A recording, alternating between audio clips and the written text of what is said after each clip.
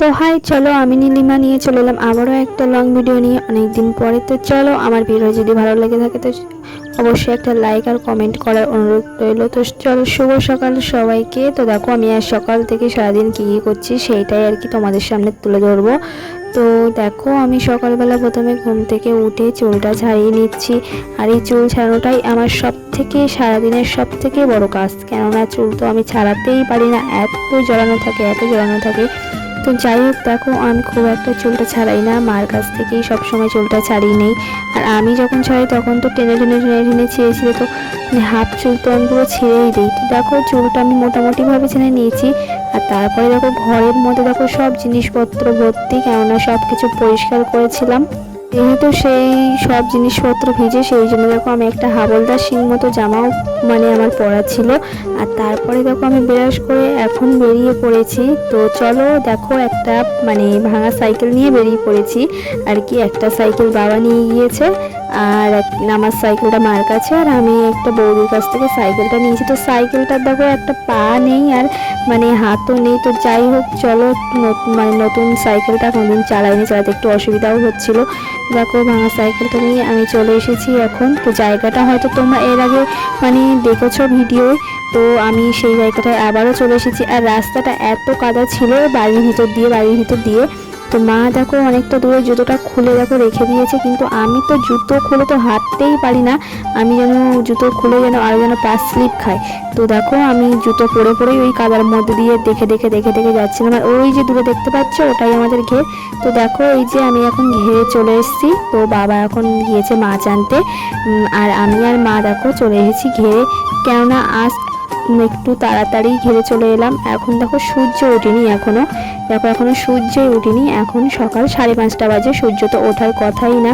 তো দেখো, আমি আর মা একটু সকাল সকাল চলে এলাম। আমি তো আসি না, খুব কমই আসি, কিন্তু আজ একটু এলাম, কেননা আজ যেহেতু শিক্ষক দিবস। তো শিক্ষক দিবস সেই উপলক্ষে বোন শাড়ি পরে যাবে স্কুলে, আর আমি যাব আমাদের টেলারিংয়ের ওখানে।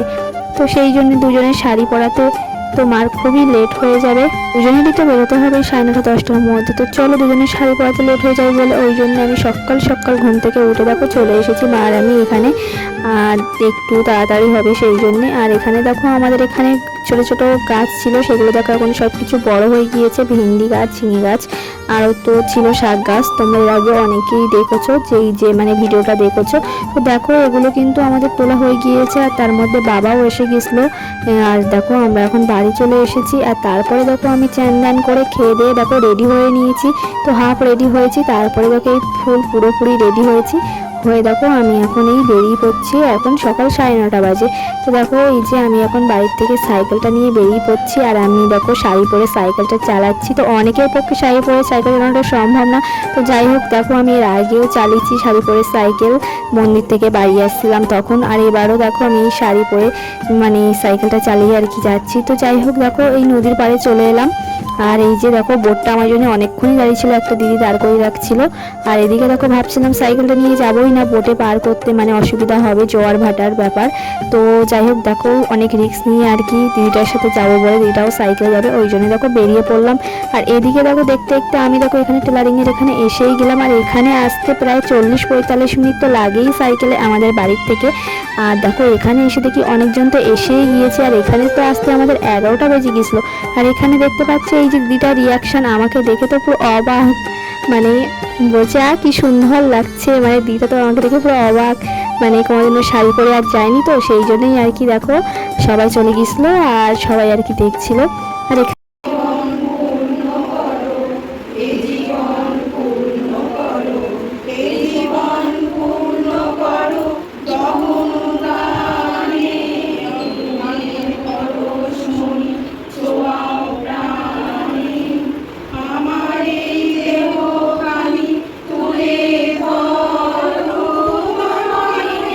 আর আর এখানে দেখো গিয়েই দেখো বললো একটা গান করতে হবে, যেহেতু এই গানটা সম্বন্ধে আমি কিছু জানতামই না, ধরে বেঁধে স্টেজে তুলে দেওয়া যারে বলে আর কি, তো কিছু জানতামই না। ওই যে আমার পাশে দিদিটা আছে সবুজ কালারের শাড়ি পরা, তো ওই দিদিটাই দেখো আমাকে বললো চলে এসো, গানটা তো এর আগে শুনেছো, যাই হোক আমাদের সাথে বলবে। কিন্তু আমার তো খুবই হাসি পাচ্ছিল, যেহেতু এর মানে কোনোদিনও এমনভাবে সবাই আর কি ভিডিও করছিল সামনে, তো খুবই তো হাসি পাচ্ছিল। তো যাই হোক দেখো শেষ মিনিট দেখো গানটা করা হয়ে গেল। আর এখানে দেখো একটা ছোট্ট বোন নাচ করছিল, তো এখানে আমরা গান করার পরে দেখো নাচ করছিল, আরও পরে দুজন দিদি নাচ করছিল।